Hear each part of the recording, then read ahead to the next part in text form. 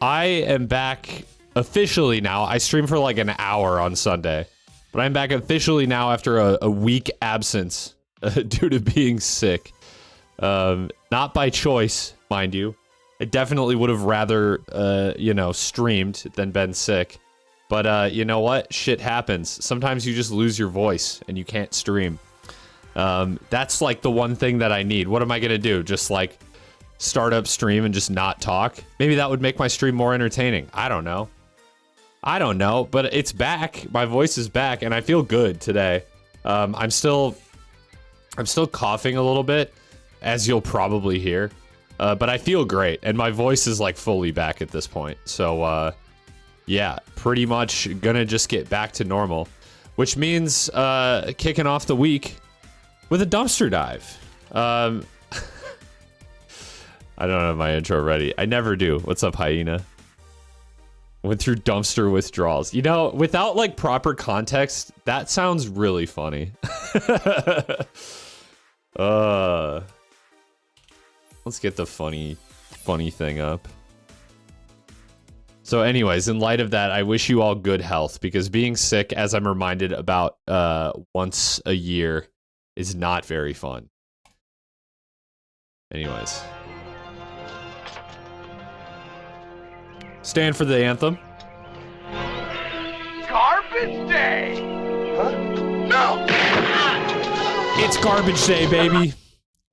And, you know, I'd love to say that we have a theme, but we don't. We just, there is no theme. There's absolutely no theme. The theme is that it's my first stream back after like a week and a half of not streaming, and I just kind of want to save my voice a little bit. So last week I gave the prompt of architecture, which I've done before, and that's kind of like a little bit my thing. Like that's what my degree is in, so I know a little more about it than, like, you know, the average subject that we tackle on the dumpster dive. But I didn't really get a lot of submissions for it, and some of them that I got, I was just like, I don't know if I'm interested in watching that. But I have a couple videos that were submitted from that, and then I have a couple like just random submissions from today. So I'm gonna just like take it easy and watch shit for a while, and then I have some very, very interesting games to take a look at. And I say very, very interesting because these are games on itch. One of them is a demo, one of them is a quote-unquote fully released game. And they look interesting. You've probably never heard of it. What's up, Swanee? The first one, Brush Burial, a low fidelity first person snatcher. This basically looks like a ridiculous acid trip immersive sim with movement tech. So I'm excited to check that one out. And then the other one, Pseudo Regalia. Now this is a Metroidvania that was made in, I think, 3 weeks. It's a 3D game, but you might, if you've watched this stream for a while, you might know the dev as the creator of this, Stratosphere, another game that I played as part of one of these, which was a very short little platforming movement game that had some interesting combat. So yeah, I like that game a lot, so I'm curious to check out what a more, I guess, full-ish release from that dev is. And apparently they're fleshing out that game, Pseudo Regalia that is, and releasing it on Steam. God, dude, my brain, I can't. I'll get it back. And they're releasing it on Steam, which is pretty cool. So the version I played tonight is going to be just like that jam version, but it looked cool. And apparently it takes 1.5 to 2.5 hours, so that should be the stream right there. Let's fucking go. Anyways, hey, my voice is actually holding up pretty well. Once I started streaming on Sunday, like I immediately felt like the need to cough profusely. But right now I feel good, so that's a good sign. Let's watch some random shit to get back into it, you know? Oh god, I don't know if I want to watch P2 ranked on a single Joy-Con. I think that'll just make me feel bad.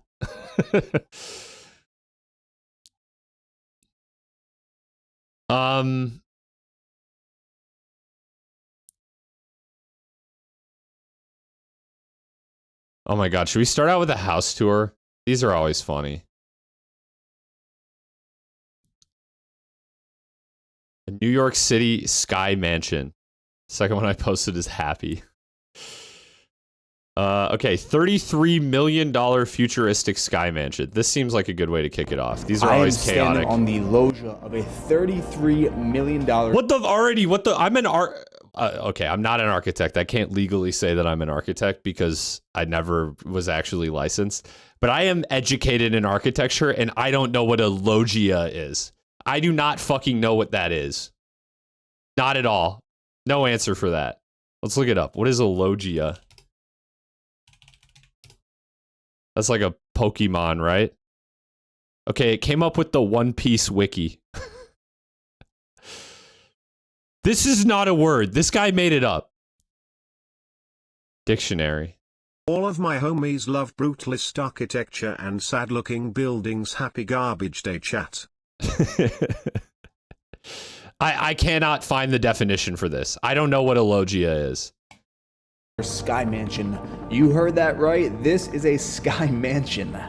Now on my channel, we've seen some of the most luxurious apartments in New York City. Lunite can buy this place. Nothing like this one. And with that, this apartment has 5 bedrooms, 4 bathrooms. It is 5,508 square feet of interior living space with an additional 3,000. And a Saudi prince lives here one day out of the year. 501 square feet of outdoor space. Now, I first came across this listing on TikTok of all places. So I reached out to my friend and real estate legend, Alex. On and TikTok. In this episode, we are just going to give you a the raw TikTok New York City realtors. apartment tour. Right off your private elevators, we enter the great room Insane. of this penthouse that has ceiling heights ranging from If you're rich, you only need one bedroom. 30 feet high. Facts, with enormous brass arched windows. As you can see, we have those views to the south with tons of light flooding into the space. Yeah, you know, for someone who is not full-time in real estate, you know, way too much. I've seen a lot of places. I want to point this out. Wait, Bailey, come over here. So, Okay, both of these guys seem like snake oil salesmen. Temperature check, it's 85 over here. What the fuck? It snowed today. Like, well, it's raining right now, but like we were supposed to get snow today. What's up, CBM Shadow God?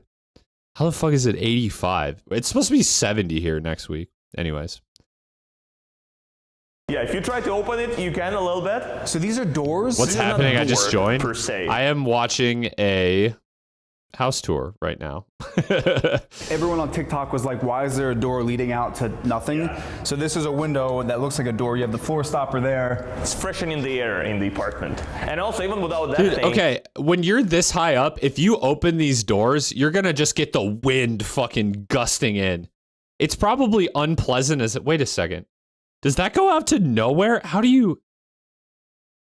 Oh, it's just a window. It does. It has like a in stopper. the apartment. And also, even without that thing, the door Jesus itself, Christ. the structure won't let you open it. No, that is Merino. So even when you remove it as a new owner, you still cannot open it. What's in here? Just closet space? 2 closet spaces. Oh, Flat Stanley Two could closet slip out spaces, there. Coat room, all that. And if we make our way, actually, let's show them this first. So They took the this door off the apartment's pretty door. unique for a bunch of reasons, the high ceilings, but also the fact we're facing south. So you have the first living room, second sitting area, and then check this out. Corner terrace under a 30-foot high loggia. So if you pan up, you can see the perspective of, look how high this loggia is. It is. And I also don't know the what a coolest part loggia that you have a is. second floor, and there's going to be a third floor. What is which a you cannot see from loggia? now. And this is actually the highest residential apartment in all of the I'm Upper losing East my Side, mind. So your views are unobstructed. This is an architectural masterpiece, and the facade was handmade and hand-laid with brick all the way from Denmark. Why do you have to bring the brick from Denmark, dude? Why do you have to bring the brick from Denmark? Why do you have to bring, like, you just use brick made in the US? Why does it have to come from Denmark, other than just to say you did it? Yeah, that's probably the reason, honestly. And it's really from these shots that you can see Oh, it's how spelled with this 2 looks G's? What does like it mean? a villa that's just floating in the sky above New York City. If you look to the west, doesn't look like that. You've got the reservoir. I will say it looks pretty nice. I like those big arches. I like the windows. But I don't, it's not, okay, yeah, there it is. It's got 2 G's. Okay. I just don't like the way they talk about it. It just sounds like it's floating in the sky over New York. Shut the fuck up. Central Park, Upper East Side, Upper West Side, and then even if you look to the south, you've got the rest of Central Park. Yes. All of your buddies on Billionaires Row. You can wave, actually, they see you. They could see you from here. Spend a lot of time indoors with those binoculars. Billionaires Row. That's West 57th Street in New York, by the way. And when I was in New York, I stayed technically on Billionaires Row, which I realize sounds ridiculous, but it sounds a lot less ridiculous when you learn that the apartment that I stayed in was like 700 square feet and I slept on the floor. Now, some billionaires might live there, but the place I stayed in was not for billionaires. I can tell you that much. If you look straight downtown, you can see the rest of the Upper East Side, even the East River. They're almost panoramic I mean, views. it's nice views. 270 degrees, so you see everything that you want to see, and you don't see something you don't want Strong to see. Glamo, thank you for the Here. follow. Again, 13-foot ceilings, gas fireplace here. Should we take them out? There's actually another terrace. There's another terrace. So if you spin around here. Oh, don't you mean another There's a lot of loggia? terraces to see. Now we have our northern views looking up into Harlem, and you can even see all the way up to the George Washington Bridge. We actually can connect to the southern terrace if we I was wondering if you could do that. make our way down here. But you can definitely see a better view from those drone shots of just the terrace space in this triplex. Triplex? Is it triplex or They triplex? just call it duplex. No, there's 3 floors. Eric, which That's not a duplex, dude. That's not what that means. Are these guys for real? Fucking TikTok realtors? Okay, first I'm looking up loggia with 2 G's this time. Okay, a gallery or room with 1 or more open sides, especially one that forms part of a house and has one side open to the garden. Okay, that makes sense. Here's some photos. So it would be like, I mean, all of these are like Italian palaces. Okay, and then what was I gonna look up? So he called it a duplex because it's 2 floors, which doesn't make any fucking sense. And then he called it a triplex, which would mean 3. You know what? Whatever. part is your favorite? These guys are idiots. Mine was window. Anyway, let's go. The window? Yeah. Well, let's take a look at both this. So you have a staircase, a wraparound staircase that goes up. If you look in here, these are 30-foot ceilings in the dining room with this winding staircase. Have you looked at Hearst all the way up Castle? to the No. top floor. And then What the behind fuck us is that? here, you know in those old kind of Tribeca lofts, how you have the half moon What the fuck is that in my chat? What am I looking at? 1572-172-1827. Thank you. Good chat message. windows? This is that Let me see the futuristic take staircase. on a I haven't gotten a good look at 30-foot it. half moon window with views of New York City. This is crazy. It's amazing. So the arch window, you almost never have those in New York. And also, I didn't mention this before. So there was a book called The Metropolises of the Future, written in 1929. So that book, almost a century ago, influenced the way they designed this building. So everything stems from the past.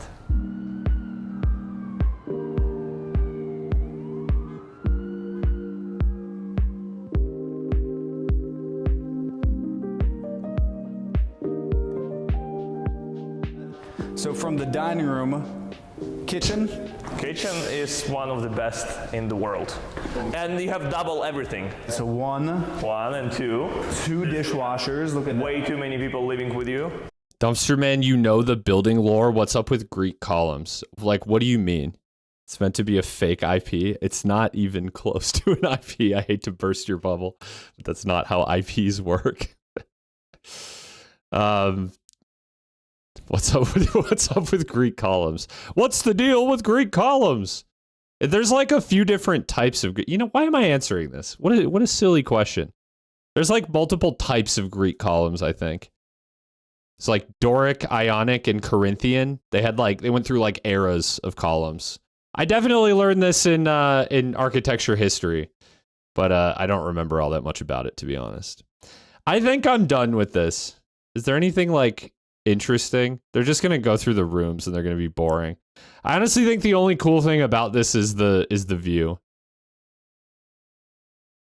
here, and then you can really see the They just keep like jerking off the view. The loggia. You even have that curvature here in this railing. It's stunning. I mean, the view of the reflecting pond there, Jersey. It's such a unique perspective in the city to get these kind of views because, again, this is the highest penthouse. Obviously, you're paying for the by view. A lot. If you look around, you can even see in these drone shots, there is not another single building this high in this neighborhood. And that is a very rare thing, and that's also what drives up that $33 million price point. All right, I don't care. I'm over it.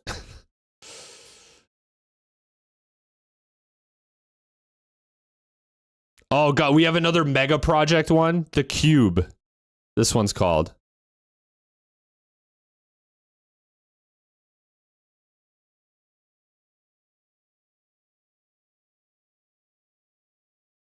All right, let's watch this one. First, the line and the octagon. Oh, is this like then a... the Dubai Circle. Holy shit, this is like a sequel to the one that we already watched. Wait, this is insane. So we watched a video on this thing, The Line, and it was horrible. And yeah, so this one is called The Cube. And these are all like mega projects being built in the desert in Saudi Arabia, and they're atrocious. Let's watch it. Everybody gets to enjoy. First, the line and the octagon, then the Dubai Circle. Now, a giant cube. Earlier this month, Saudi Arabia announced its latest project. Let's go, a giant cube. It's a cube so big that it could fit 20 Empire State Buildings inside of it. What the fuck? Saudi Arabia described it as a getaway to another world, with a holographic dome that transports its visitors to other planets. They really like geometric shapes. Yeah, they're really creative. Magical worlds. But is it just a what? Dome that transports its visitors to other planets and magical worlds? But is it just a viral marketing stunt, or will the Mukaab actually be— Yes, I'm gonna answer your question. Yes. Do we even need to watch this video? They showed fucking giant rocks floating in it.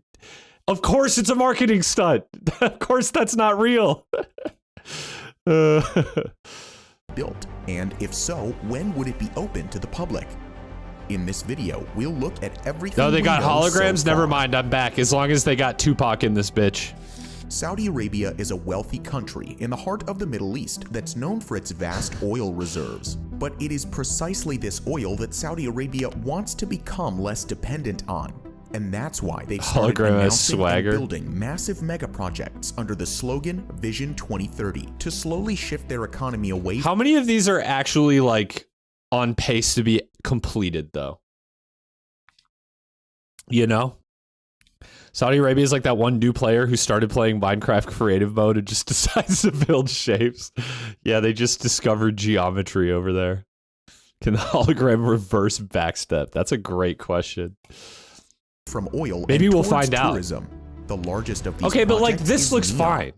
Like this looks totally fine. I mean, obviously, this looks like a gaudy place for the rich yacht owners to come stay at. But it looks fine. Like this could conceivably be built, right? The largest of no these way the hologram can hit the yoinky splunky. The hologram will never hit the yoinky splunky. A 170-kilometer long line city, a floating port city called Octagon, and a massive ski resort in the Even the Arabian Octagon's desert not that crazy. Sohina. We've already What's up, talked about Bionic? Neom in some of our doing a previous lot better. videos, but in the last few weeks, I was there sick have for been like a some whole major week. updates on these projects. In January, the CEO of Neom announced that the city's— Wow, the line! Oh my god, it's so impressive. Look at that line. They sure did make a line. I mean, it's not quite like the renderings, but it is a line, objectively. Are they just like, are they actually out in the desert just grading like a 1,000-mile long line? Is that what this money is? Is real money being spent on this shit? CEO of Neom announced that the city's total infrastructure was already 20% complete. An update video, which started with the words "Neom is real," showed images from huge construction sites, including the line. This one goes out to all the doubters. Sohina. Saudi Arabia has already partnered with some major companies, including Oracle and Nvidia, which will help to set up. Do not Giga Chad the Saudi oil princes, bro. Neom's citywide AI technology. As if the announcement No, of it's Neon, definitely not including 20% the Line, complete. Oxagon, and Trojena wasn't enough. Now there's another brand new project. I'm gonna live in the Welcome to line. New Murabba. New This Murabba. cube is the latest addition to Okay, Saudi so I mean, say what you will. This is stupid, obviously. This is very stupid. But this even is more conceivable than the line, right? Like, the line is so, like, outrageously stupid that it's obvious that it'll never be built. Now, this will probably never be built. Not if they're promising, you know, anti-gravity machines or whatever. But reasonably, it's just a big cube. You could build a big cube. Arabia's Vision 2030. What is Neon NVIDIA has doing drawn there? a lot of attention in the Beats last me. few months, but Saudi Arabia doesn't want to neglect the kingdom's other big cities. That's why New Murabba will be built. Yeah, I'm in kind of just Riyadh, doing a combination Saudi of Arabia's all the new capital. submissions Riyadh for this is week. already a Spawny. rapidly growing city. 50 years ago, it was a town with less than 500,000 citizens, but now it has more than 7 million, the third largest city in the Middle East. No, I didn't do a dumpster dive last week. According to the Saudi Crown Prince, Mohammed bin Salman, the new Murabba project will become the world's largest modern downtown. This new district is expected to take the growth of Riyadh to another level. It will be fitted out with more than 80 entertainment venues, several walking trails, a large museum, and at the center of it all, the colossal Muqab. Muqab means cube in Arabic, so the building will literally So creative.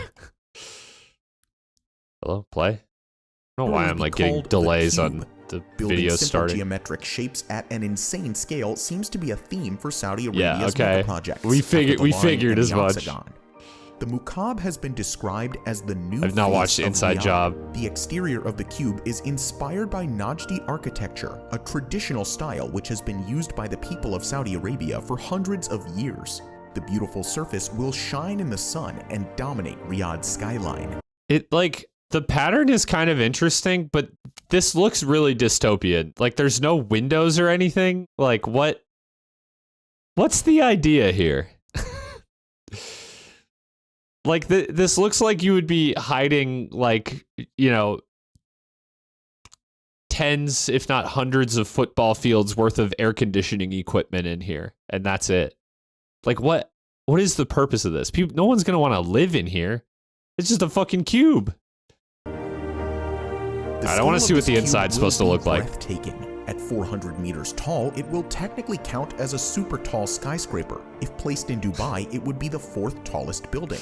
But unlike other skyscrapers, the Muqab is also 400 meters wide. And Aw would shit, what's the completely dominate Muqab the doing in skyline. New York To City? put that into context, you could fit 20 Empire State Buildings Didn't he already say inside this? the Muqab. It would dwarf the existing cube-shaped buildings in other parts of the world. The Berlin Cube, for example, is a striking office block. Ah, yes, other cube likes. I'm very aware of cube likes. This guy's videos, every time I've watched them, are like when you need to meet a word count on the essay. Like these videos could be 3 minutes long. And they could always end with like, no, of course you're not going to build a cube that big, Saudi Arabia. But instead he goes like way in depth. Inside the Muqab. Let's go to that. But what will all this space be used The for? flesh pit Setting foot octagon. inside the Muqab cube is meant to feel like entering another world. I mean, A colossal dome Yo, will I love tower over its Avatar. visitors that displays different virtual realities. These holographic This is such a images are massive supposed to waste make of the space. Muqab's visitors Why? feel as though they're in a different world. In 1 second, you could be in the bottom of the ocean, while in another moment, you are on the surface of Mars or in a magical fantasy world.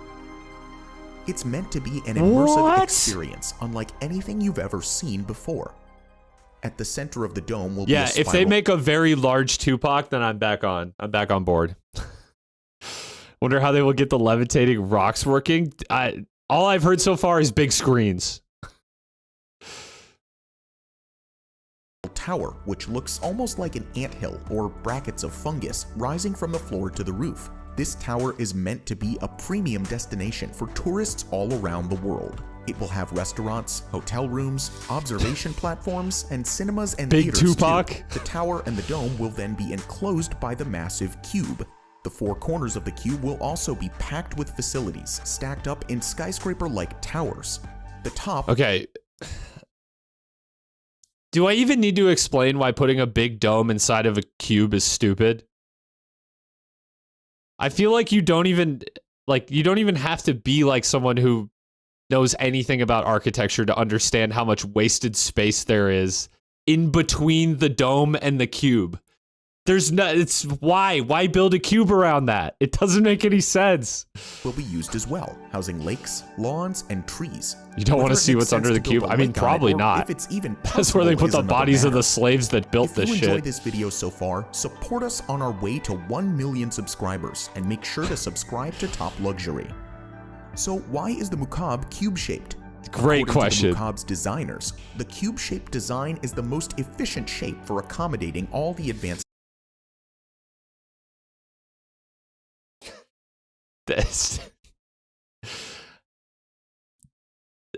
Okay. technologies that will support the overall experience. How they want to display the virtual worlds isn't clear yet. I love the lo-fi hip-hop in the background. The bell jar dome and the outer cube.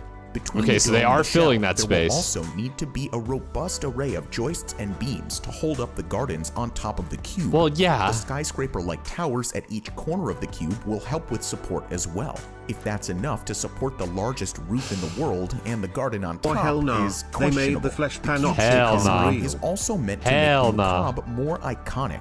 The Mukaab would give Riyadh a unique landmark that would make the city instantly recognizable among other big they already got the Frito Twist tower and the bottle opener and the slums, I guess. I don't know. those are probably just normal homes. What, they got it all, man. It's so cool. What a cool city. You don't need a cube. cities in the world. It's like the Eiffel Tower in Paris, or I the mean, Statue of Liberty in New York. I mean, whenever anyone sees a photo of the cube, they will instantly think of Riyadh. Yet the shape has drawn. Okay, no, I'm totally on board. This is satire. This cannot be real. They'll think of the cube, man. Of course, I get it now. The Fritos honey barbecue twist wasn't enough. They got to think of the cube. Holy shit! Is there more to this? Will the Mukaab be built? Okay, come on, Top Luxury. I'm sure you'll give us a really unbiased answer on this. Will the Mukaab really be built? Construction hasn't started yet, but so no, it won't. Oh God. Okay, what? It will begin in the next few months. Saudi Arabia has promised that the project will open to the public in 2030, just like the other Vision 2030 projects, including the Line, the Oxagon, and Trohina. Compared to the Line, this is probably easier to achieve. Yeah. Okay. Pretty much. Humans could build like the real Tower of Babel quicker than they could build the Line. So that's a pretty bad standard. Much still be the biggest mega project ever built. That's why the outcome is hard to predict. So let's break it down into 3 different scenarios. Okay, no, I'm out. You've lost. I'm sorry, Top Luxury, where I get all of my news about Saudi Arabian building projects from. You have lost me. I do think I have one more architecture related video that I want to watch. It's in my watch later. Let me see if I hope I remembered to save it. 10-minute video called Why Nobody Lives in Venice. Venice is one of the most... And then I'll go on to some other stuff. Boom. iconic cities in the world due to its amazing canal system. Have you ever wondered why Venice has canals at all? And how the Venetians built a city unlike any other? I produced a video to answer those questions, and it's over on Nebula. It's a part of my Great Cities series, which so far has covered Paris's boulevards. What about a circle? Canberra, Shanghai's that's metro the thing. system. They were building a circle too in Dubai. I guess so. It's the UAE, not Saudi Arabia, but they're building a circle there. Hear me out. The sphere, aren't like Dyson spheres? That's like a big thing in fiction. Dyson sphere. I can't find like a good. It's supposed to be like a self-sustaining like planet, right? I can't find like a good picture. I feel like I've seen like diagrams of them before, but all I'm seeing is like some really goofy looking art. No, please don't. I'm scared of spheres.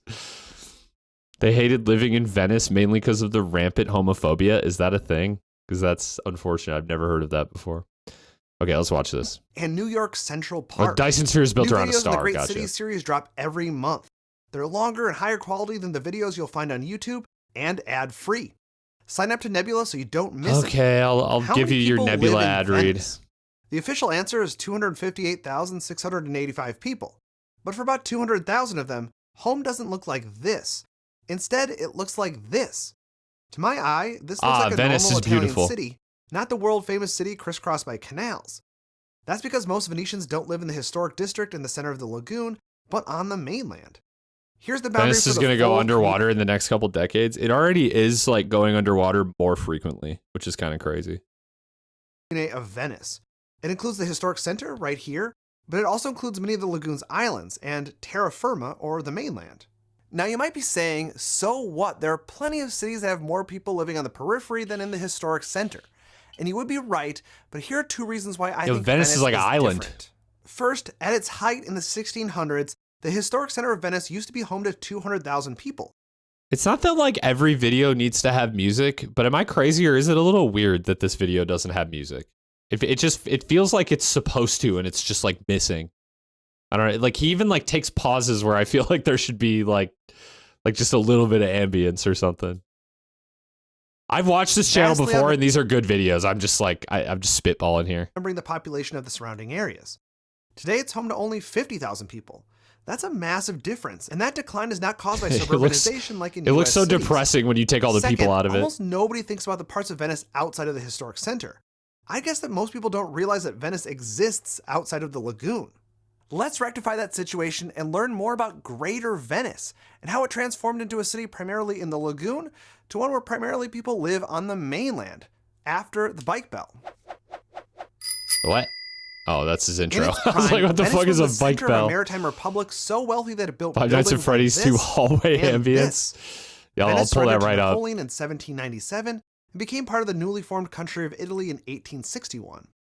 Today, Italy is made up of 20 regions, kind of similar to US states or Canadian provinces. Minecraft cave Venice sound. is located in Veneto and serves as its capital. Venice is in the metropolitan area known as Patreve for Padua, Treviso, and Venice. Taken together, the metropolitan area has 2.7 million residents.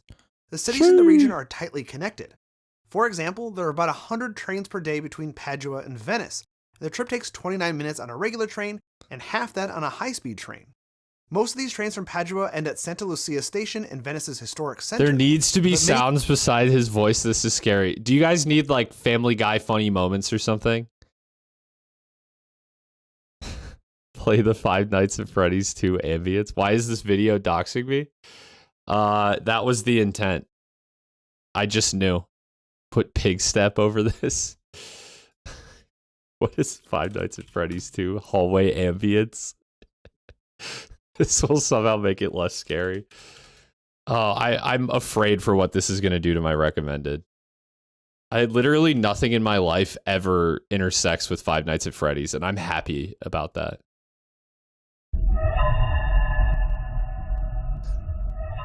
This is so stupid.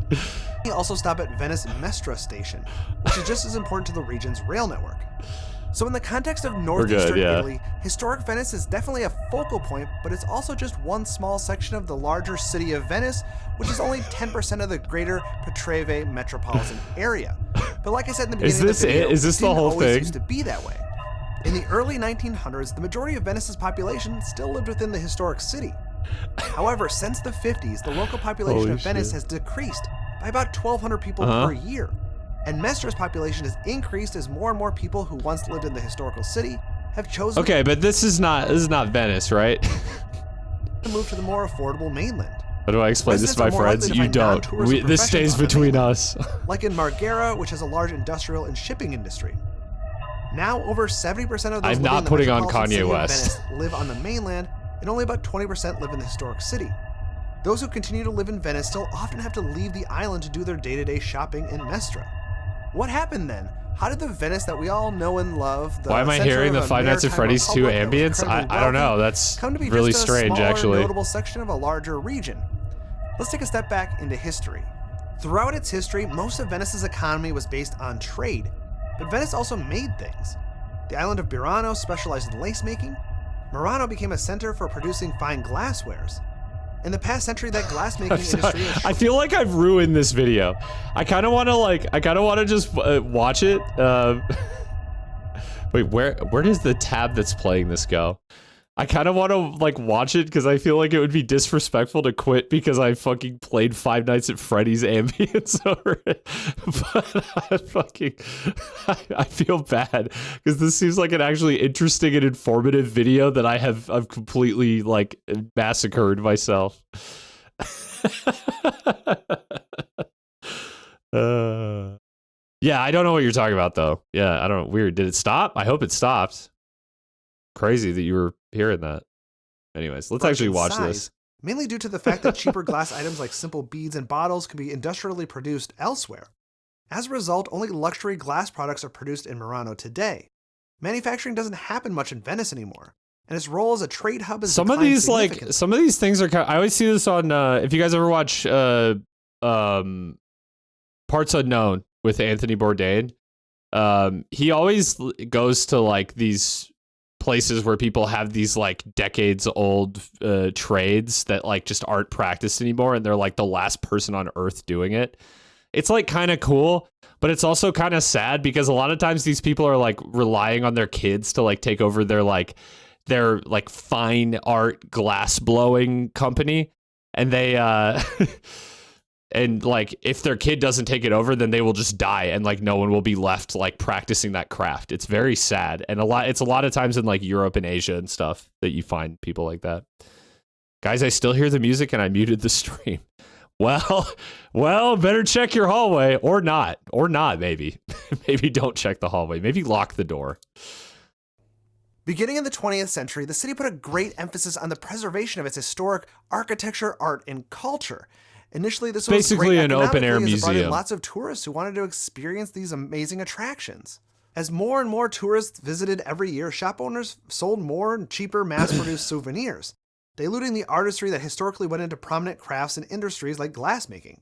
Shopkeepers selling goods to locals just couldn't compete, eventually forcing them to move to the mainland or close entirely. And as those older shops closed, more stores catering to tourists took their place. The reorienting of the city for tourists had an inevitable result: more tourists. The maximum sustainable daily number of tourists in Venice is around 22,500 tourists per day. Yet in 2021, Venice saw up to 80,000 tourists per day. Jesus Christ. This number of tourists out. Wait, how do you come up with this number? I'm curious where this number comes from. Myrtle Beach be like, Myrtle Beach is not an island that is slowly sinking. What song are you listening to? Court of the Crooked Saints by R.C. Akita Patala. Yeah, exactly. Numbers locals by almost 2 to 1. Same energy. Some even call Venice a short-term city, as a majority of its occupants this are is a video about Venice. The area, soon to be replaced by other tourists. This places a lot of stress on the declining number of remaining locals. We're learning. Who reported extensive hours-long queue times for restaurants, museums, and public transit. It's not uncommon for tourists and locals to butt heads. All of these factors have caused a steep decline in resident comfort since the 1950s, particularly in the last several decades. Tourists, businesses cater to tourists, the wealthy have inadvertently caused an increase in the cost of living within the historic city. This video is interesting, but I was expecting there to be some like bombshell, like this is why nobody lives in Venice. I feel like a lot of this was kind of obvious. Am I crazy? It's just like people don't live there because it's just all tourists. Like, it makes sense. It's like Five Head. It's like, I don't know. Is that all that surprising? Maybe some people don't know that, but it seems kind of obvious to me. We'll keep watching a little bit longer, and then I'll switch to something else. Decreased quality of life due to insufficient everyday businesses like grocery or retail stores that are required to support locals. As Isn't Key West the same way? I don't think so. I think people live on Key West. Fewer opportunities for work. Landlords continue to significantly raise the cost of rent for locals. One article I found reported that a family lost their Venetian apartment after their landlord rose their monthly rent from 800 euros to 1,500 Nobody euros. lives there because of the Social constant services Five claimed Nights they at couldn't do Freddy's anything theme to that help plays in as the there were too many background. other similar That's cases true. that were already being dealt. They should have thought about that before they put that on in the first place. Yeah, the tourists will like this. Yeah, just play this all the time. On speakers, every street, every canal, Five Nights at Freddy's hallway ambience, all the time. With. Once locals are priced out of their apartments, landlords often transform rentals into Airbnbs, hostels, or B&Bs. This is a big problem everywhere. A not so fun fact is that Venice not only is unaffordable to low-income residents, but is increasingly unaffordable to middle-income residents as well. Even though rental costs across the lagoon are half of what they are in historic Venice, some Venetian locals want to keep their city as they know it alive by continuing to live there. Unfortunately, younger residents with less income are often the first to be priced out, leading to an older, aging population in a generally inaccessible city for the elderly and disabled. Many are worried that a large number of young adults leaving the city for housing. I think I got the point of this one. I don't know what I was expecting, but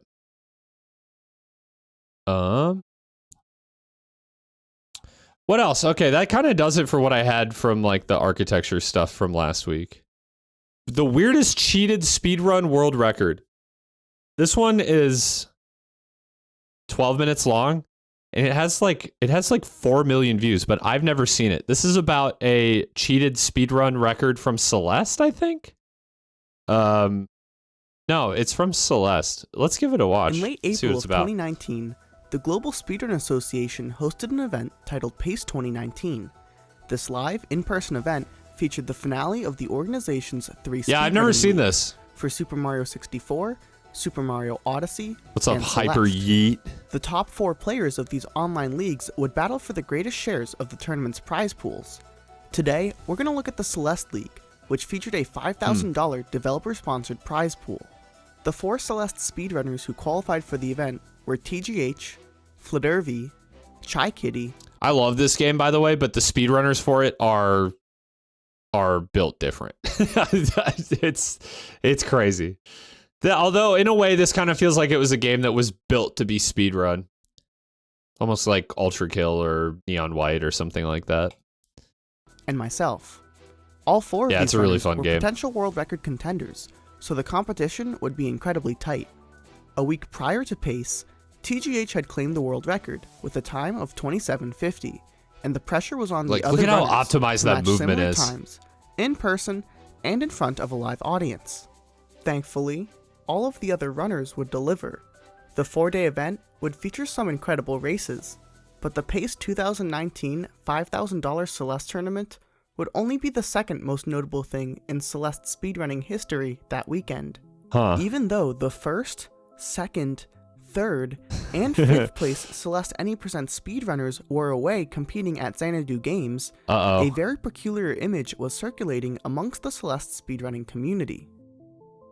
A final time of 27 minutes and 40. Don't forget Pizza Tower? What about it?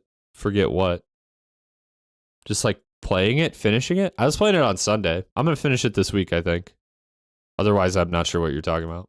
43 seconds. This would be a world record time by almost 7 seconds. Oh, just games that are meant to be speedrun? Yeah, that makes sense. Who got this record? So who achieved this incredible feat? You might think it would be the 4th place speedrunner, Nero X2, but that is not the case. In fact, the speedrunner who performed this run had no submitted time. I love speedrunning history videos. His name is Phoenix 4K. Especially Summoning Salt. A really interesting speedrunner. But like Carl Jobst and While it has exploded in popularity in what's the there's another channel that I watch a lot. I can't think of the name of it right now though. Oh, Tomato Anus. That's not what I was thinking of, but that's a good channel too. Did this just freeze? Hello?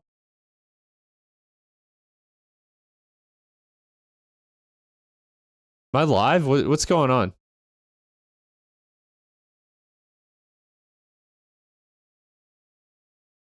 What the fuck? Why did this stop? Like my entire computer froze. Years. Speedrunning is still a relatively niche hobby. As a result, tightly knit communities develop around it. Speedrunners often participate in their games' communities, sharing their progress and broadcasting their runs. Some do this to grow a community. Who participates in their games community? That sounds cringe. Become famous, but most just want to submit runs and share their accomplishments with their friends. However, Phoenix was different. Phoenix would rarely share his personal best times. When he did upload his personal best runs on the speedrun.com leaderboards, he would frequently remove his submissions later, as when he deemed a personal best unsatisfactory, he would delete it from the leaderboards. When you play video games, I just watch them. While Phoenix did stream runs on Twitch, Facts. the majority of his best Celeste achievements were accomplished offline. So for most speedrunners and viewers, Phoenix 4K was not a well-known name, and he definitely was not in those the wave conversation dashes are as a tight. Celeste any % world record contender. The only exception was a small group of top runners who Phoenix communicated with regularly. Many of these runners were aware of his runs. Was that the video that froze? That was weird. As he had claimed to have unrecorded chapter world records, and many did not doubt these claims. From the snippets of Phoenix's gameplay that he did upload, his talent and dedication you don't to the need game wave dashing was to beat very the evident. Many people in this group of You don't top even need runners wave dashing were until aware that Seasides, Phoenix was honestly, doing a from what I've massive heard. offline I don't know. I grind in the haven't month even of learned how to April. do it. His goal? The Celeste any % world record. This would obviously be quite a feat, as the top Celeste runs are incredibly competitive, so the odds were certainly stacked against Phoenix. You don't need it until farewell. On April 28, 2019, Phoenix would shatter his goal, as he achieved a time of I haven't played farewell either. 27:43, which was submitted to the leaderboards and promptly verified.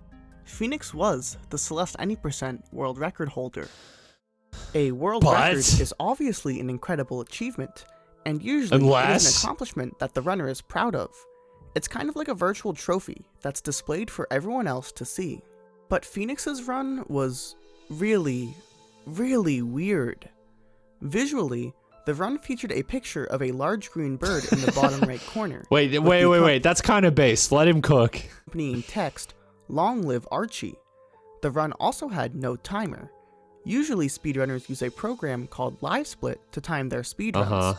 That wasn't present at all, and Celeste's in-game timer was also turned off. This was actually fine for leaderboards at the time. There was no rule stating you needed to have a timer on, as the game would still show you your final in-game time after completing the game. Okay. However, it was still weird, as almost no runners ran like this. Other than that, it was just a really fast Celeste speedrun. The audible portion of the speedrun was even more bizarre. Audible? The game audio was completely muted. Okay. And in its place was a variety of Grant McDonald's Ram Ranch music.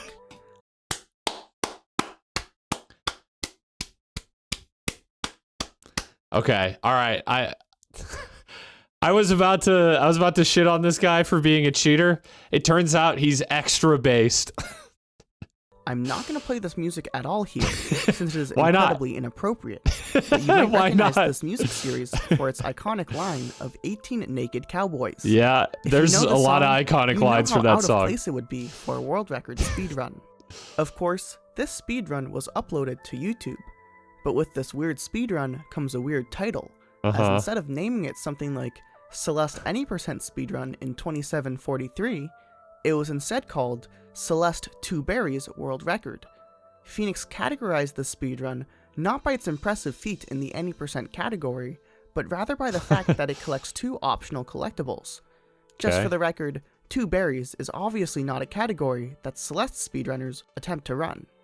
Needless to say, this is not a speedrun that would go in a virtual trophy Welcome to the case. cum zone. To Yeah, the that's a average pretty good person, one too. It appeared that Phoenix was not at all proud of this speedrun.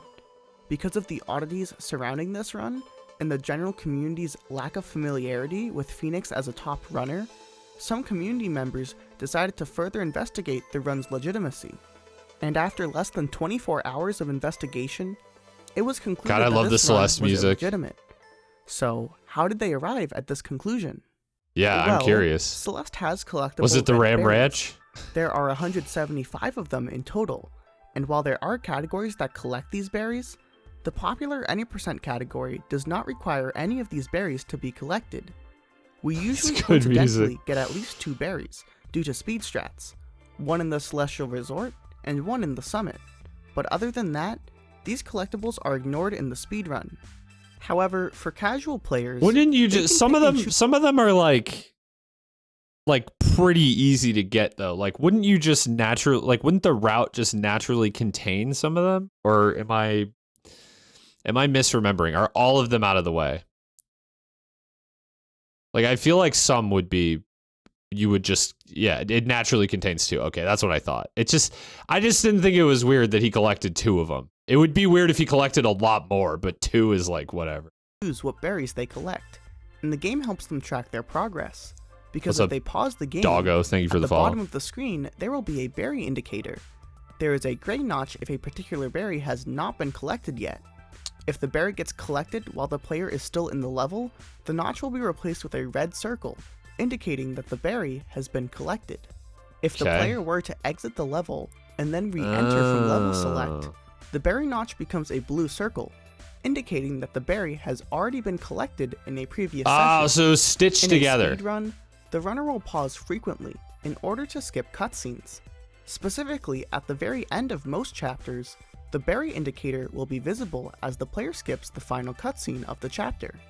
And for Phoenix's run, at the last chapter of the game, the summit, there was something interesting.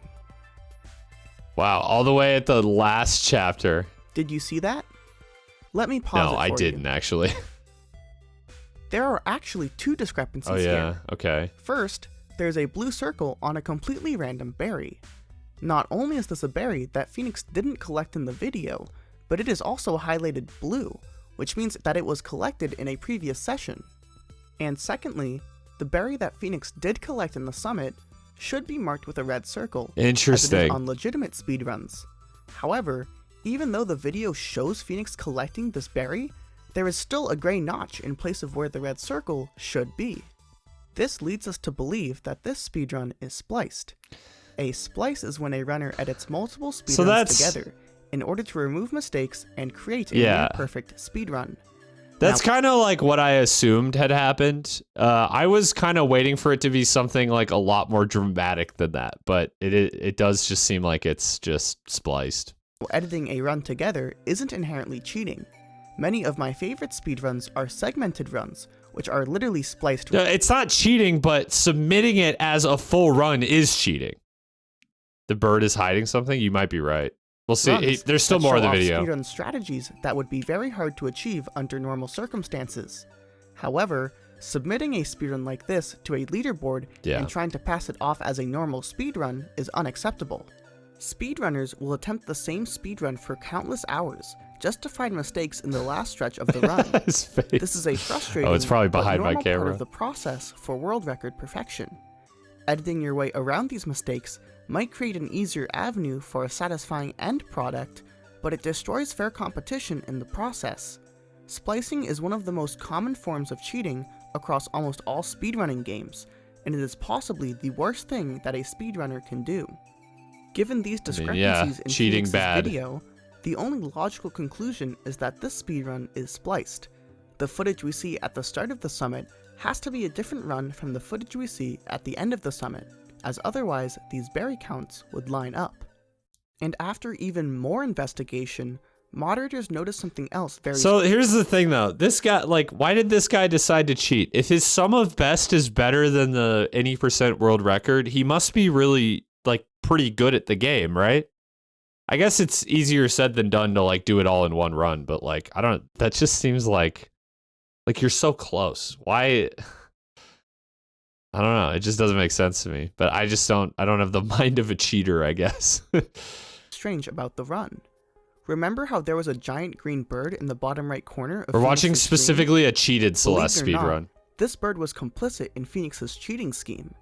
Dude, Normally, those when wave you're unlocking dashes a are checkpoint fucking for the first nasty. time, a save icon is displayed in the bottom right corner, showing the player that their save file has been updated. However, this only happens if this is the player's first time entering the screen. If a runner were to be splicing a speedrun together, and they were on a save file where they had already beaten the level, this save icon would not be displayed.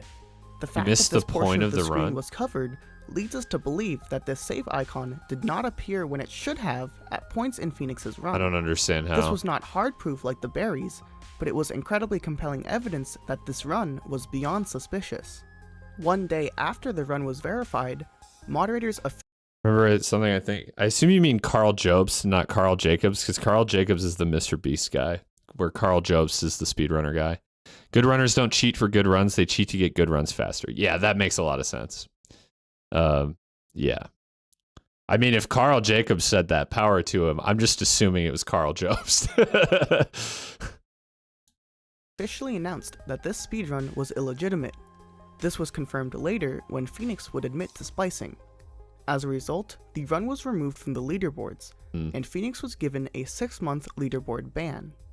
Even when this ban was removed, Phoenix's runs would be dealt with extra scrutiny, requiring the in-game That's an awfully short ban for doing something as egregious as cheating a world record in a competitive category. Audio, and for their run to be verified by multiple moderators. Because of this fake run briefly slipping onto the leaderboards, some new rules were introduced that applied to all new speedruns.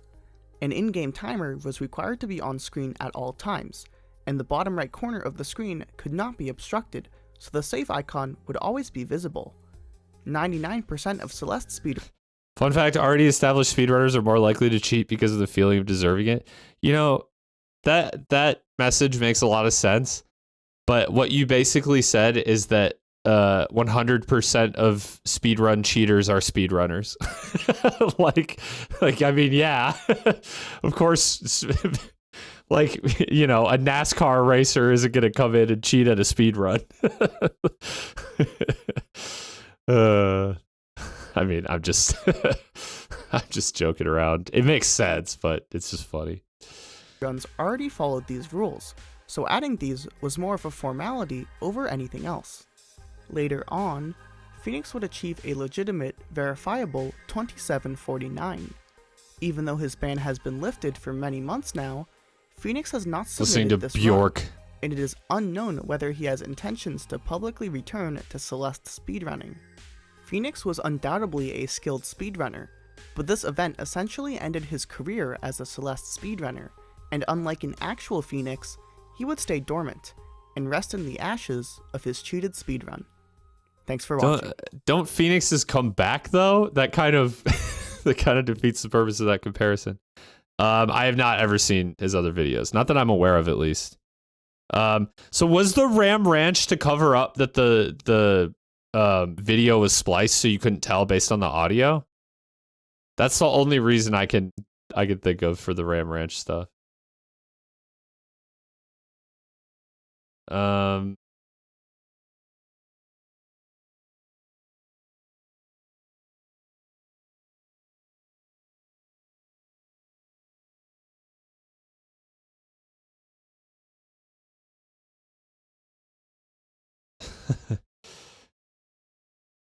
The idea that people even believe that this guy was actually seriously trying to get away with this is laughable. He submitted it.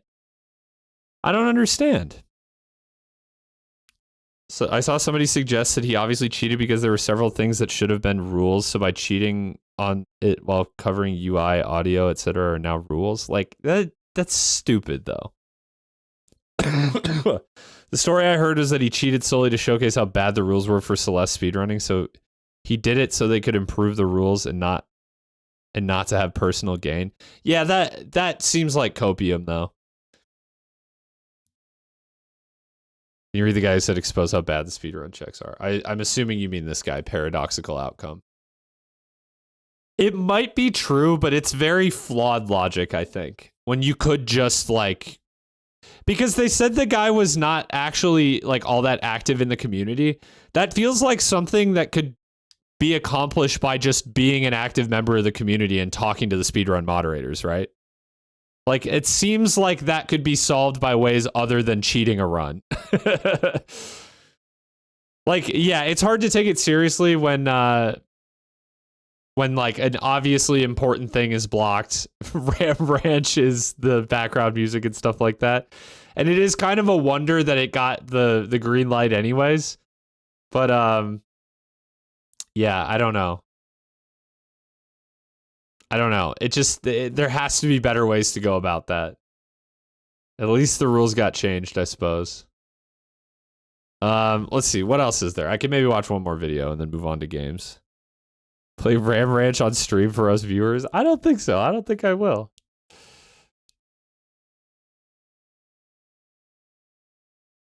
Here's another speed run. Oh, it's the same guy. How long is this one? Oh, it's 25 minutes. Does he have any like other quick videos?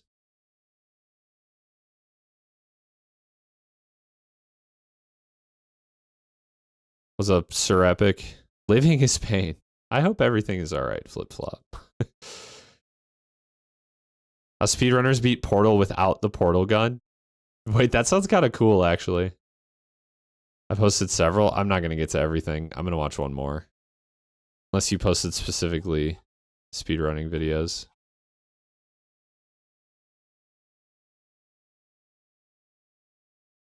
No, I think I'll watch one more of this guy's videos because I like that. But yeah, I'm There's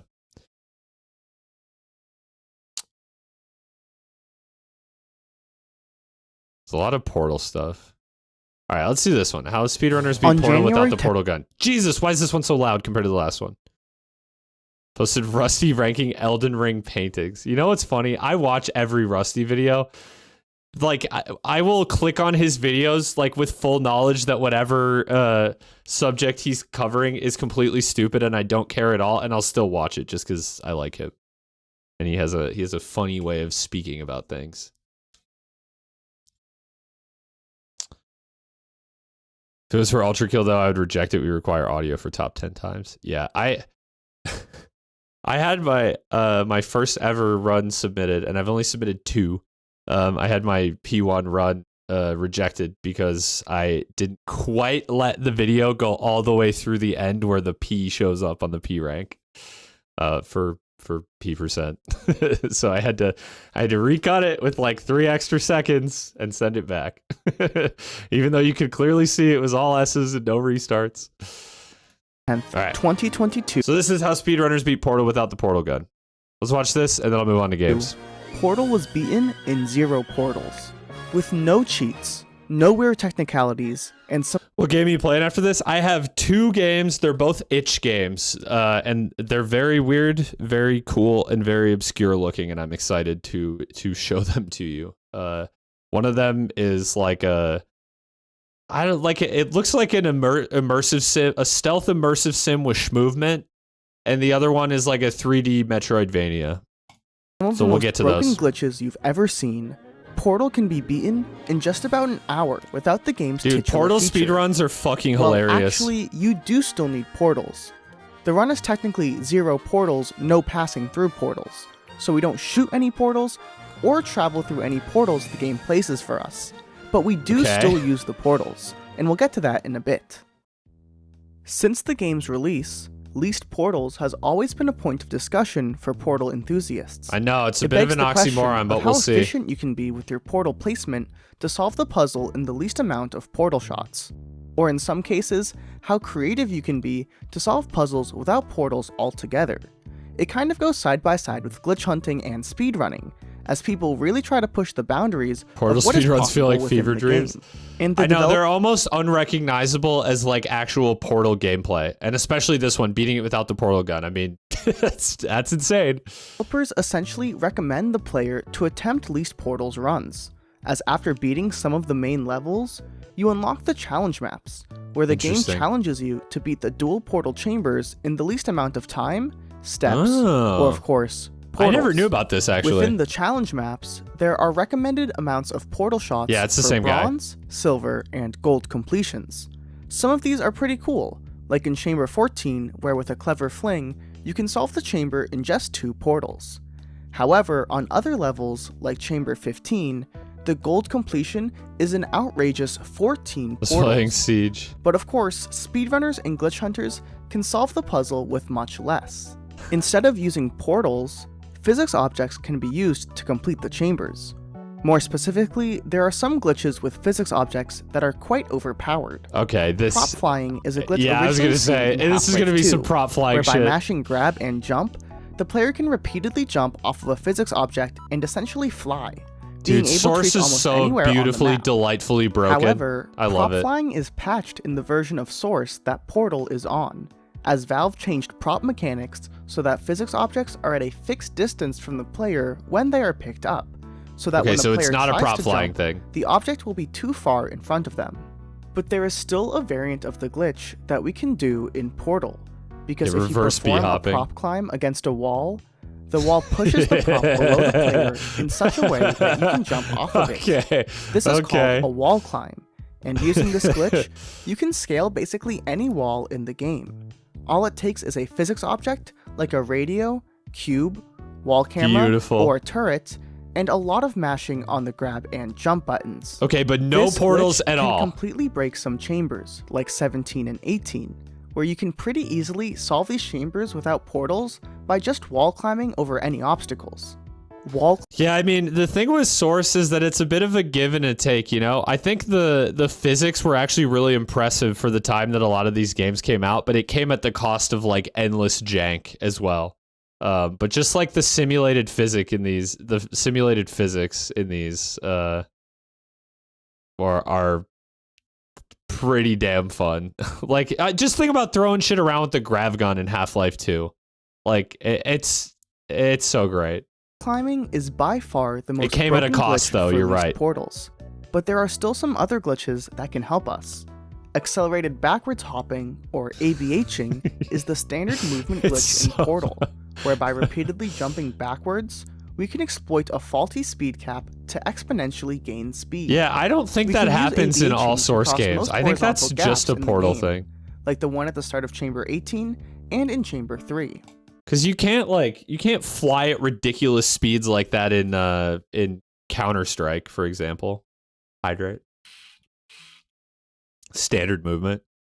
Yeah, I mean, the same way that BLJs are standard in Super Mario 64 speedruns. For that, Source is like a mapper's paradise and is not great at much else, but might be misremembering, so don't take that as a fact. Yeah, no, I don't know anything about it as like an engine really either, but like I just remember that when I think of Source, yeah, I think of two things. I think of the custom content and I think of the physics. Those are like the two things in my mind that Source was like goated for. Also, though, these games kind of ran like a dream on like really any hardware. And they look decent to boot. So I feel like Source wasn't necessarily trying to reinvent the wheel anywhere. I think it was just it's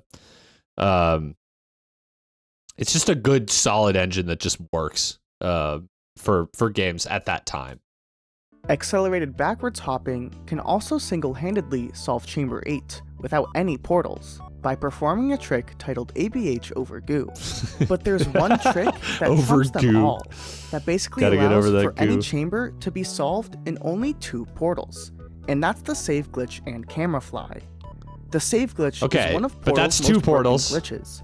By saving and loading the game while stuck in the edge of a portal, the player can maintain a portal collision state. It's quite complicated, and there are many side effects to it, but all you need to know for leased portals is that while save glitched, most surfaces in the game that aren't next to a portal become non-solid, such that the player can just walk through walls and fall out of bounds. I've never seen this before. Then there's the camera fly glitch, which utilizes faulty collision with the wall-mounted cameras. By detaching a camera on the wall and jumping on it in a certain way, you can gain a ton of speed, like a stupid amount of speed. You can use this to basically fly through an entire level. Nice. By combining this with the save glitch, you can fly through walls and ceilings to essentially go from the start of the level to the end of the level almost instantly. Manipulating the speed from the camera fly is incredibly challenging. God, I love this game. So this actually, just watching this is making me want to replay this game. But with just 2 portals, you can That's why I stopped playing Portal. I just don't get this anymore. Okay, to be fair, what you're looking at right here is almost nothing like regular Portal. It shares very little in common with what an average playthrough of Portal looks like.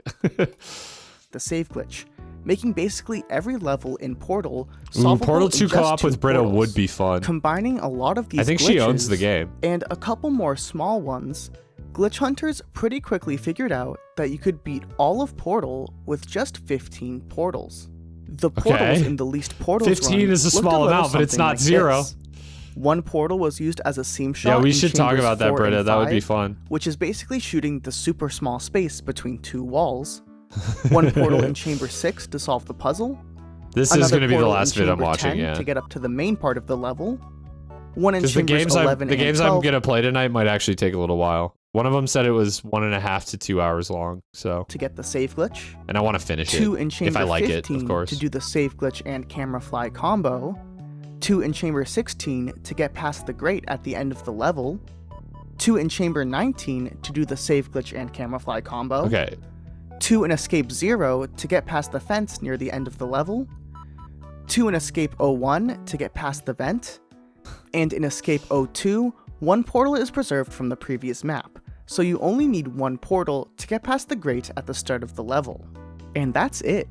It was thought that 15 portals was the game's limit. In 2016, a group of Interesting. speedrunners made a segmented Maybe speedrun not, of though? the least portals route, which beat the game with 15 portals in under 15 minutes. It had a ton of cool strats, like in Escape 02, where a turret is used as a ramp to do an accelerated backwards hop Oh off my of. god. It's a super impressive What? run, but let's face it, as a ramp to do an accelerated backwards hop off of. It's a That super is impressive correct. run, but let's face it, That it's is not the reason insane. you clicked on this video. So how exactly do you improve upon this and beat Portal without shooting any portals? Oh my god. Enter That's fucking the item insane. save glitch.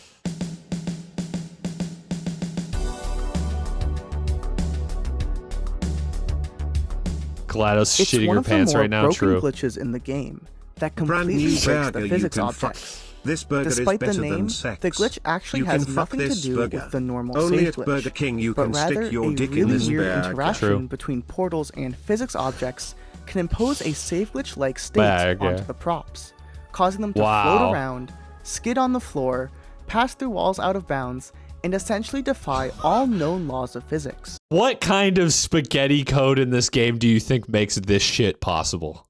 Like, how? Activating the item save glitch is really hard, and somewhat It's like random popcorn. too.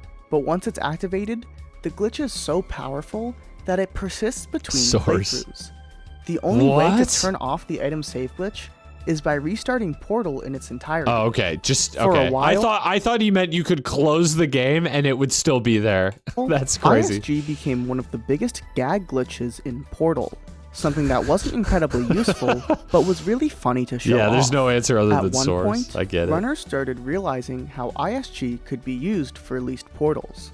In just about every chamber in the game, there's an emancipation cheering grill you at on, the end exactly. of the level, which will fizzle any physics object the player tries to preserve from the previous test. Unless However, with the item save glitch, you can push an item out of bounds, around the fizzler, and then bring The it back fizzler. inbounds, effectively allowing you to circumvent the Oh shit, I just noticed he has his Twitch tag like modded into the game. That's kind of cool.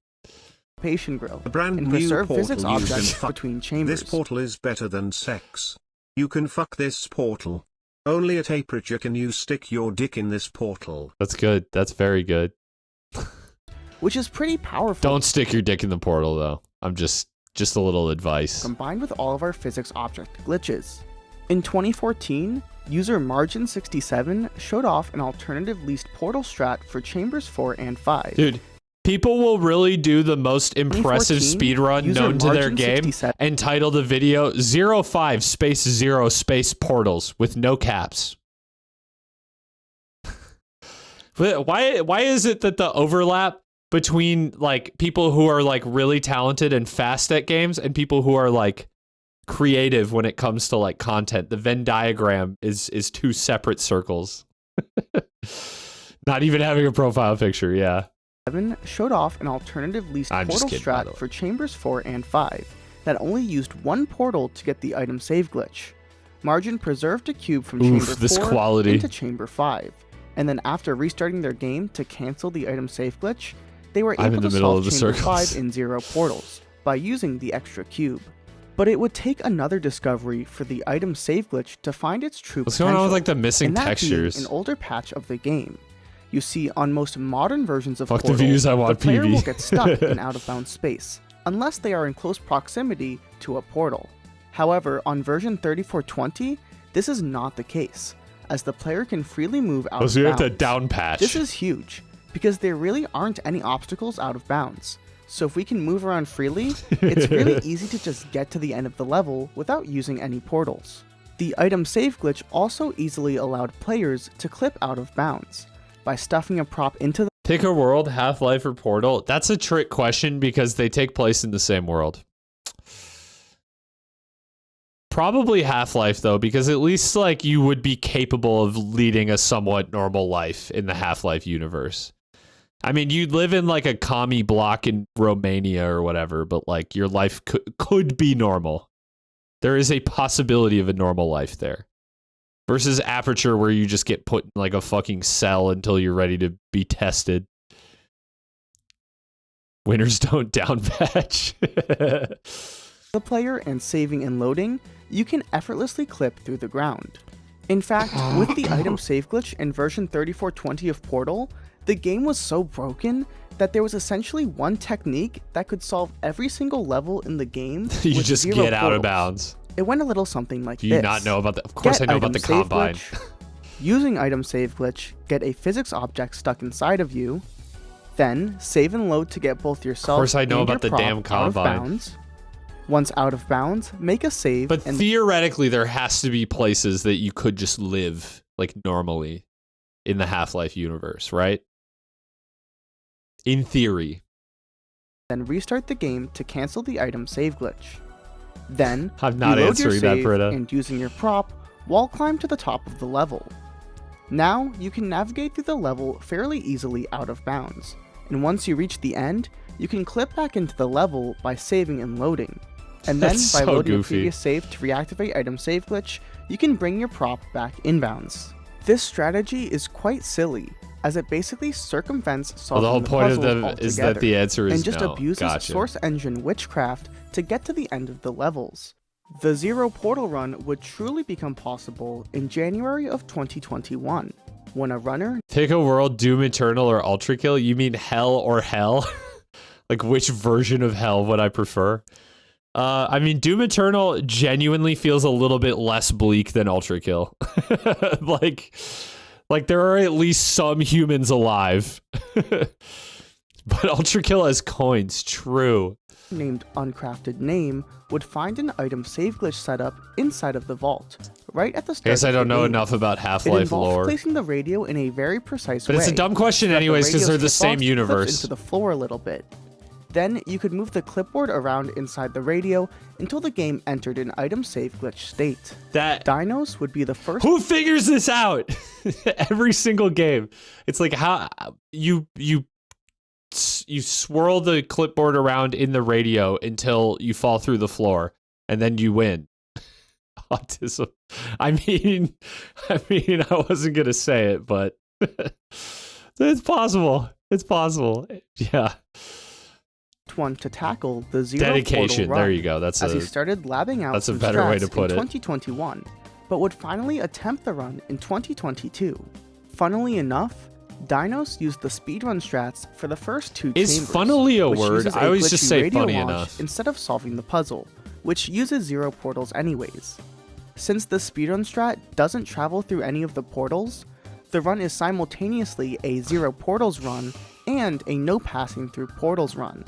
But we do still need portals to beat the game, as the vault portals are still required to get save glitch and item save glitch. Okay. Before doing the speedrun strat, Unless Dinos sets up the item save glitch in the vault, and crucially makes a quick save right after setting up the radio. Dinos will come back to the save many times in the run, as it basically lets him trigger I don't like this type of portal speedruns. necessary. That's okay. You don't Dinos have to like it, but it is still interesting that this is even possible, in my opinion. Also make sure to take the radio with him from the vault into the next levels. While under normal circumstances, it's impossible to take the radio out of the first level, Dinos will end up bringing this radio with him all the way until Chamber 15.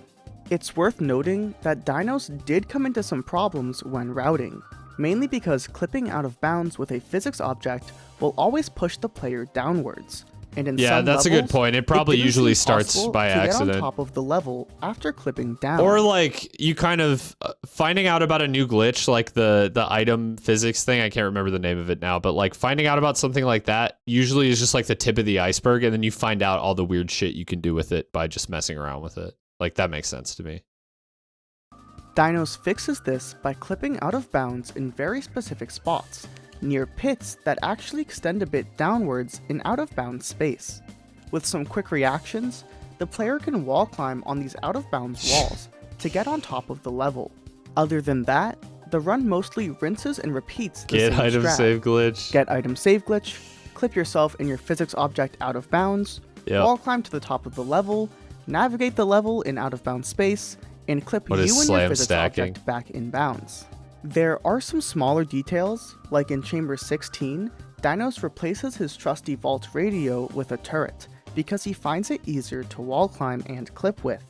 This turret, of course, is kept for the rest of the game, until the GLaDOS boss fight.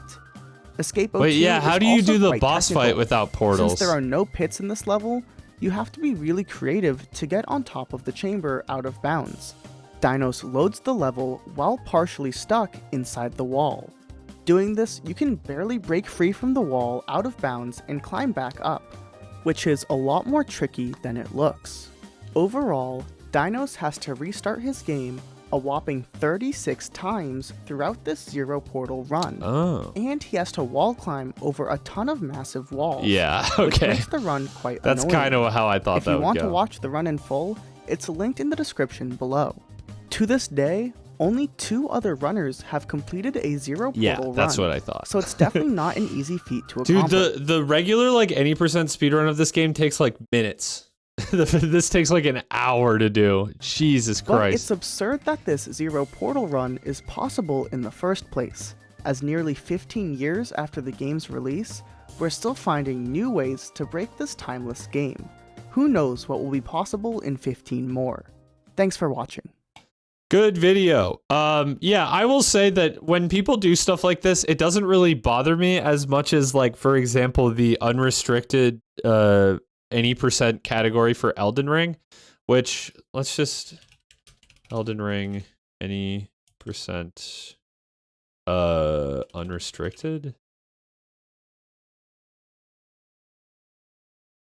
Yeah, it's 3 minutes long. Okay, this is an old speedrun. But this is what you do. Okay, let's just get out of the, like, literally a third of this is spent in the tutorial area. And then you get out into Limgrave.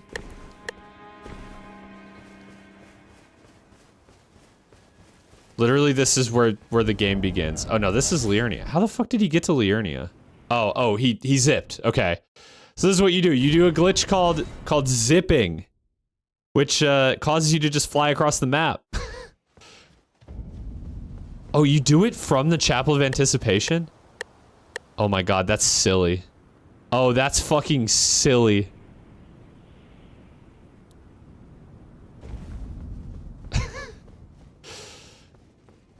And then you basically just do it to the end of the game, and then you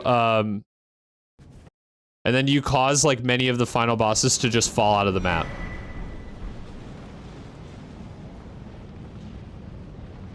No fall damage? Yeah, for some reason not. Alright, so Malekith just falls out of the map. No, not yet. Yeah, there you go. He falls out of the map. And then, let's see, you do it again in the Ashen Capital.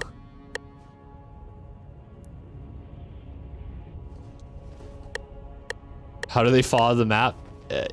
Zipping far enough causes the arena to unload, and then they just fall. Is my understanding of it.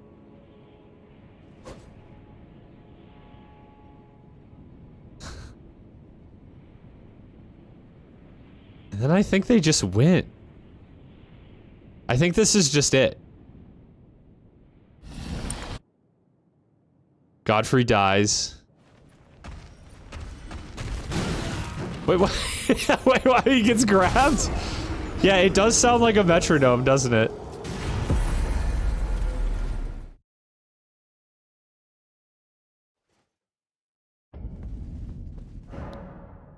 Yeah, okay. I couldn't remember exactly how it went. It's a metronome. So all right, and then that's the end. They basically just skip the final boss even. Yeah, so my understanding of the zip glitch is that it's tied to your hardware. So that's why it's called the 80% unrestricted, because not even everyone can compete in it, because it requires specific hardware to even be able to do this glitch in the first place, and I believe it's patch locked. What the fuck is this? One of the most scuffed speedruns I've ever seen. And it's also not fun to watch in the slightest. Have you seen the new P2 strat?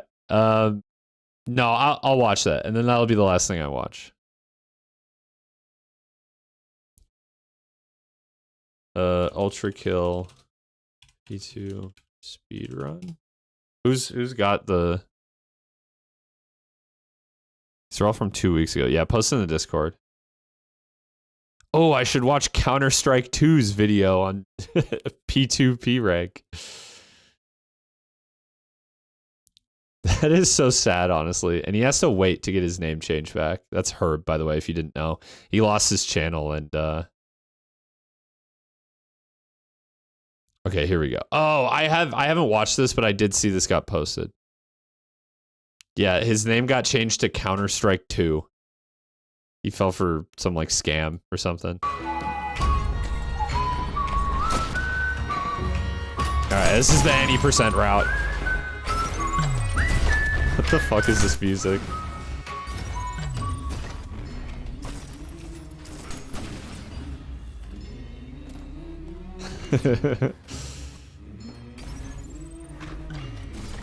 Yeah, he's got his channel back. He just has to wait to change his name.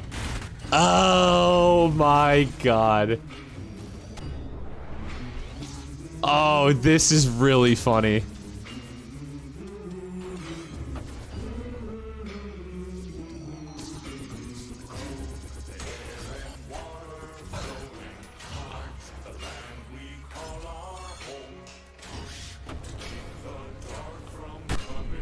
It absolutely... Why does it melt him so much? The music is so silly. Why does it one-shot him? Wow. Yeah, you said this and I almost didn't believe it. I was like, that doesn't make any sense. Wouldn't boss skip be faster? What is the boss skip like? Isn't this Warframe music? At first I thought it was Hunt Showdown music. It's a Deep Rock Galactic fan song based. Okay, I'm getting a whole bunch of different answers. Frozen music. Wow, that's crazy. That's really funny that works. It is Warframe. Okay, I don't fucking know. Wow, that was insane. Anyways, I hope you guys enjoyed. I remember the trailer made everyone want to hum. It just makes me think of Hunt Showdown because that has the humming thing too. In like the intro music. Okay, I'm gonna play some games, but first I want to fill up my water. And then when I come back, we're gonna play. What's it called? Brush Burial. This will be the first one, and then I'll close it out with Pseudo Regalia. Let me pull up the itch links so I can actually like post them in chat. I closed out of them because I'm an idiot. Play a video game. So yeah, these are some obscure hidden gems. Hopefully, I haven't played them yet. But here's Brush Burial. Paste the link in chat. Then I'll be right back.